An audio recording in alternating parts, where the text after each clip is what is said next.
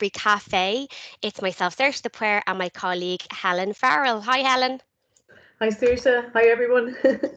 So this week we're going to be talking about ebooks, how to utilise them, where to find them, how to save them. There's been so many questions within our classes and on social media just about ebooks. So we are going to debunk some of the myths around ebooks today. So I have some questions here on my right from students. We put a question box up on social media on Monday and we got a few questions. So the very first one was, how do you find ebooks, Helen? Which is a nice, simple, straight kind of basic question to start with. So do you want to show us where we're going to find these ebooks? Sure. Well, while we're talking, I'm just going to say you find them exactly the same way you find everything else, so through library search and it'll come up. But I'm going to show you some really easy ways if you only want to find ebooks. Okay. So while we're talking now, I'm going to share my screen. Okay. And let me just get my browser up. That's great. Yeah, I can see that working fine. Brilliant.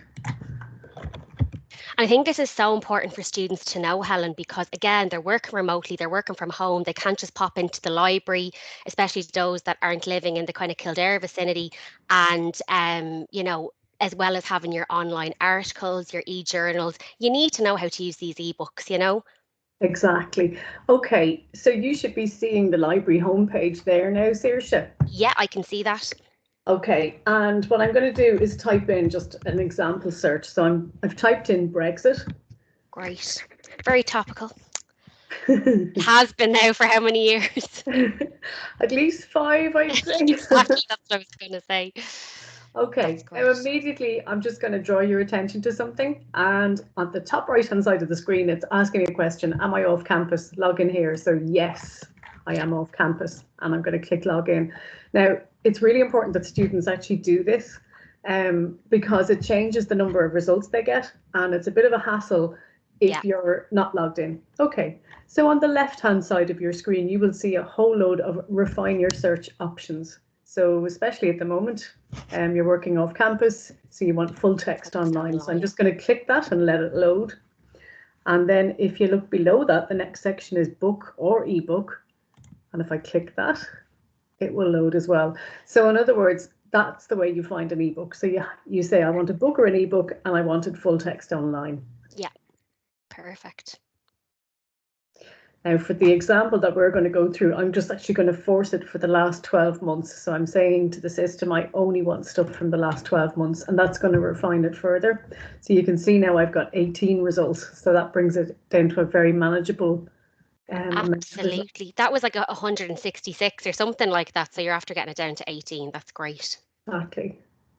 And it's recent as well, Helen. I think a lot of students, when they are filtering or using those or finding options, they don't really think that date is relevant. But of course it is, especially when you're doing a topic that is so relevant. You don't want kind of old material, I suppose. Exactly. And especially in some of the bigger topics that have been around forever, you really need to drill into the most recent stuff. So those pre-filled dates are really handy because you just click basically last 12 months, and that's it. 3 years or 5 years, and they're super handy.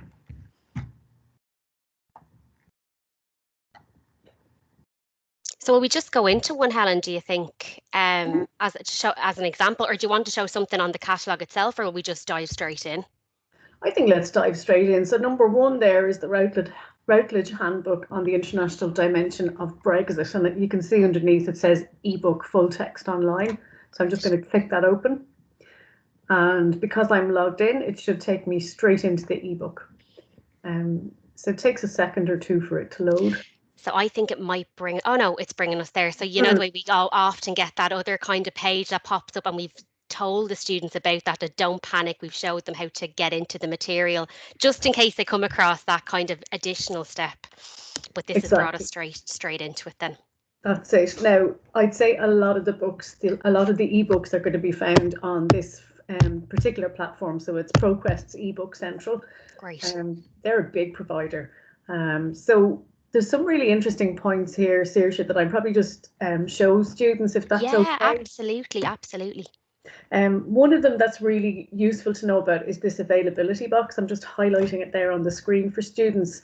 And you'll see this particular book, it says your institution has unlimited access to this book. That's really good. So it means that even if 5 people in your class are downloading it or reading it online, you're not going to get locked out for that period. But that's not the case for all the books. So it can be the case sometimes that the library has only paid for 1 copy of the ebook, or sometimes it's 3 copies, and that can affect how access to the book can happen for students. But I'll go through that in a little bit more in a while. That's great. Because, yeah, Helen, we were getting a lot of questions, how come I can't download the book? I can't access it. And you're probably going to go through this, but brings me to either read online or download book and what option they should choose from that. Exactly. I mean, I'd have to say, when you hear download book, download the book, it sounds great and you'd be like, oh yeah, I want to keep it, Absolutely. But actually, I find saving it to your bookshelf is actually the better option. Okay. And there's a few reasons for that. So if you have a look at the screen now, on the left-hand side of the screen, you can see this book has already been saved to my bookshelf. So can you see that there? Yeah, I can. So it's like a little book and tick, isn't it? So we'll say that then. And if you haven't got anything saved, would it just have bookshelf then? Yeah, it would say add to bookshelf there. Right. Oh yeah, there's the bookshelf then in the right-hand corner. That's it. It's a virtual bookshelf. So for the first time, you have to set it up. So it's a real simple username, password. Just pick something that you remember, and you set up your bookshelf. And then from then on, you can just click books and add them to your virtual bookshelf, and you can then read them online. And the great thing about this, Saoirse, is that they're all in one place. You can set up folders and subfolders depending on your modules or your assignments. And you can annotate them, so you can add little notes to the books as you're studying. You can say, like, check this chapter for when I'm doing my assignment. You can also highlight stuff online. It'll remember those highlights. You can read it back over for studying. So that's all really handy. So I was just wondering, Helen, when you click the read online, you can put it into your bookshelf and then you always have access to it, basically. Unlike if you download it, then obviously you wouldn't after a period of time. And then when you use some of those tools like the highlighting, that stays highlighted on your bookshelf within that book then, is it? It is. I'll click open my bookshelf and show you if you don't mind. I think I've done it before, Helen, where I've highlighted it, I went back in and it's gone, and it's all my highlighting has completely disappeared. So, well, you can see here I've got 2 annotations added. So I've added 2 little notes to this particular ebook, and it's remembered it. And we'll see now if it's remembered my highlighting. So let's have a scroll through here. And this is great because students are actually seeing from the cafe what it looks like. You have your kind of table of contents in the left hand corner and you can click into the different chapters.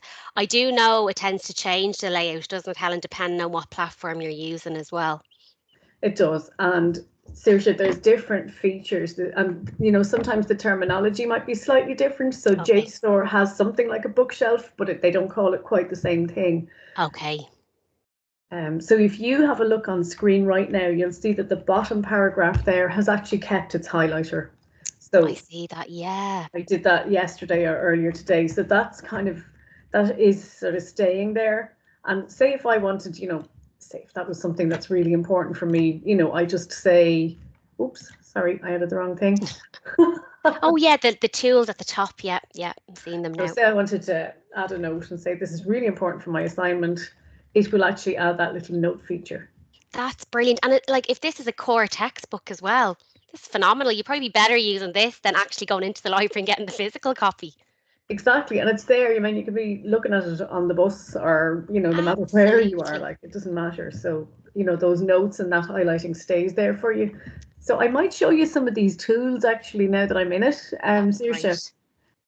So say you wanted to cite it and you want to add it to your bibliography when you're doing an essay. So you can get your citation there.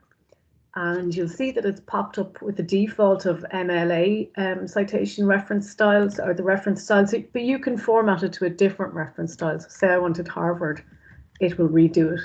Great. And you can also export the citation to RefWorks or to EndNote, whatever you're using.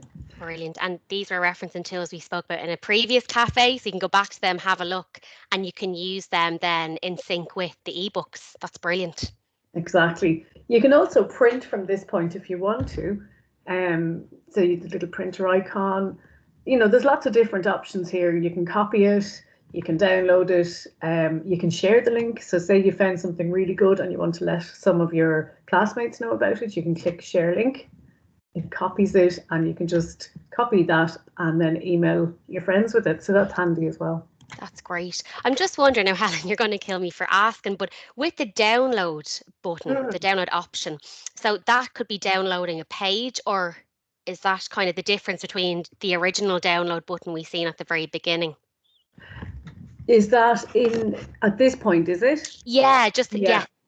Do you know something, Saoirse? I've actually not tried to download it from the bookshelf. So I'm going to just, you know, it seems to be defaulting, it's saying full download. So I think it downloads the whole lot. Yeah, so maybe avoid that. Anything to do with downloading it, it means that you're only going to give, you know, particular user access and others may not be able to. So the read online is really what we're kind of encouraging, I suppose. I think so. I'm going to go back to the actual main record for this. So I'm going out of my bookshelf, although it kind of stays on, if you know what I mean. So if you have a look here now, we go back to the availability section. So there's obviously the read online, download the whole book. And in this case, you can check the book out for 3 weeks. You do, however, if you download the whole book, you have to download some software. So it's free software, but it's Adobe Digital Editions. Okay, that's interesting. Okay. But say you just want a chapter like you were mentioning, then you can download the PDF chapter there. So I'm just hovering over it and you don't need any software for that. That's great. That's brilliant to know. That's absolutely fantastic, Helen. I've learned so much myself now just from looking at this. I think it's important just to say to students that this is eBook Central and you probably most likely will be brought here, but there are other platforms. And as Helen said there as well, there's usually the same tools, same standard tools. They may be titled differently, but they're probably look out for that kind of bookshelf feature. Read online mostly as opposed to downloading. That's what we would encourage. And my timer. And if anyone has any questions, you can get back to myself or Helen, or you know, send a message, an email, or a message on Instagram, and we'd be more than happy to go through it with you. Isn't that right, Helen? Absolutely, Saoirse.